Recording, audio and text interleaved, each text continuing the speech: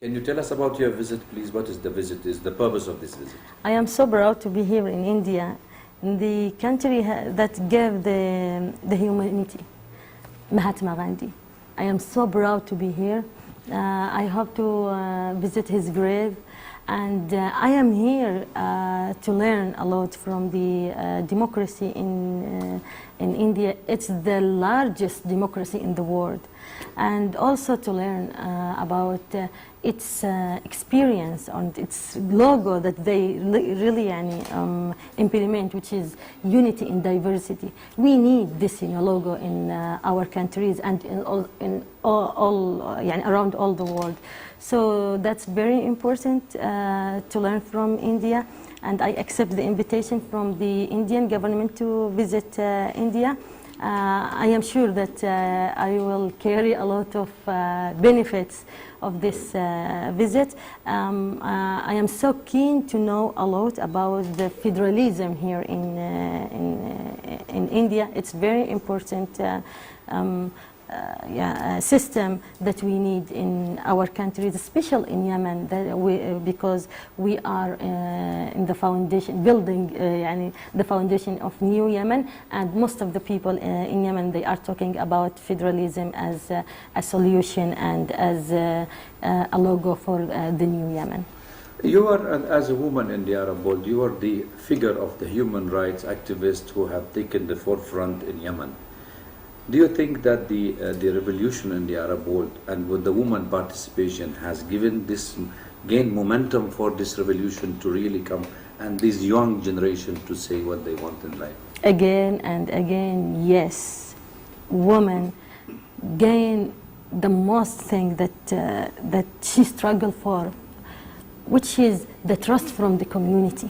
The Arab communities and also the in Yemen, in particular, the people now, they trust on women, they trust on her ability, and they looking for her. They looking for women who can lead the countries with them. They can't imagine that they can lead their country without women. Before they said no, woman must stay in the home, or must if she will play any role, she has to do traditional roles. Now we know the people before than women, they convinced of the role of women, but the most responsibility, not just for community, for the society, it's for women. How can she work hard for that? And she did in the revolution, and she will do that in building country. She must be there. She mustn't wait for anybody to give her this chance or this opportunity. But do you have any coordination between the women in Yemen and the rest of the Arab world in this type of revolutionary or Arab Spring? Yes, we have. We have a good communication, a good coordination. Yeah. But also we talk as a woman, not woman as something separate. No, woman as a human. So we, women and men, they work together, hand by hand, hand with hand, to build their country. So we have a coordinate with all people, with all groups, with all. So woman doesn't work alone, but she is in the first line. But do you think the revolution in the Arab world is a Facebook generation, or is it a media generation? Also, the new tools of the propaganda that has been used to generate this kind of uprising in the Arab world. What was the rule of that? That helped a lot for all people who are struggling for freedom and dignity. It's the globalization. It's the generation of .com or .net or It's social media. It's also the media, channel media, and the rule of media, of the channels around the world. It gives the revolutions powerful and more pressure. I think the role of Al Jazeera, Al Arabiya, many of Arab channel, they who decided to help the revolutions. It gave the youth and the women more power to yeah, to gather all the people around them. So social media, Twitter, Facebook, all of them, they help the youth and women, especially in the countries that they couldn't gather themselves, like what happened in Tunisia before the revolution. They couldn't meet each other even if they are 3 or 5 people. But through Facebook, through Twitter, they could announce for their meeting, sit-ins or demonstration, as well as in Egypt, in Syria, in Libya, in Yemen somehow. But now we use it because it's illiterate country. We didn't use it like what is in Tunisia and Egypt. But in general, yes, social media stand with the people, especially with youth and with women in Arab Spring. Finally, there is always a fear of the Islamism and democracy. The people watching the Arab Spring, they say that there is wave of Islamism in the region, and that causing lots of Islamophobia. Do you think that Islam and democracy can go together? Yes, of course. Yes, of course, Islam is go with democracy, and not just Islam. All the religion is, respect democracy and respect human rights. So there isn't any divided between religions and democracy. When you talk about that, that there is something against democracy, you have to talk about people.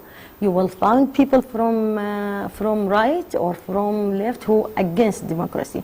So please don't talk about religions. You have to talk about some groups that they attack democracy and they attack all the people in the communities when they attack democracy. And I don't excuse anybody who said no, this revolution will give the Islamist people to govern or to rule the countries. That's so wrong. Nothing worse than dictatorship than corruption. And we have to give the same space for every movement to be in the democracy, to be in the political life. If we marginalize any movement, that means that we push them to be terrorists. So we have to convince them, all the extremists. We have to encourage them to be in the political life, and we have to know that people now know the way how to control them, how to accountable them, and how to step them down if they did something wrong. So we have to trust on the people. We have also to give the same space for all the movements that they want. Yeah. Do you think you are convinced that you are able to convince those extremists in the society to change their perceptions and ideology? They did. I am so happy that even we have some differences, and some of them, they are against my ideas or my works, but I am so happy that Salafish enter to the political life in Egypt, or even in Yemen. They made a political party. That's very important point. These people before the revolution, they were against democracy. They were against the participation of women, of women in the political life. They said it's forbidden, it's haram. Now they are in the political life. They become reality, and I am sure also that why most of these people, any movement, not just these people, take all these voices. Because they are in the opposition. When you in the opposition, you are close to the people. When you are in the rule, in the government or people, they saw your mistakes, your shortage. Yes, so yes. Let them to be in the let them to, and people, they will discover their mistakes. If they are just with you, just in the opposition, they said no, the government is wrong, they did 1, 2, 3 things that against the country, people, they love them. So let them be in the political life and let people discover their mistakes and their shortage. The last point, that you can't judge of the revolution, of the successful of revolution, or in the just one election. Democracy doesn't born with the revolution in the one year, month or even 1 year. It takes its process and it takes time. But what I am sure, what I am confident that the democracy that Arab countries will gain, it will take small period than what happened in Europe. When Europe countries they gain their democracy, the space between their revolution and democracy, I am sure that we will not take a lot of time. It's just it's a small time, inshallah. Ms. Tawakol Karman. Tawakol Karman, the Nobel Prize winner and a human rights activist. Thank you very much. Thank you so much. Thank you.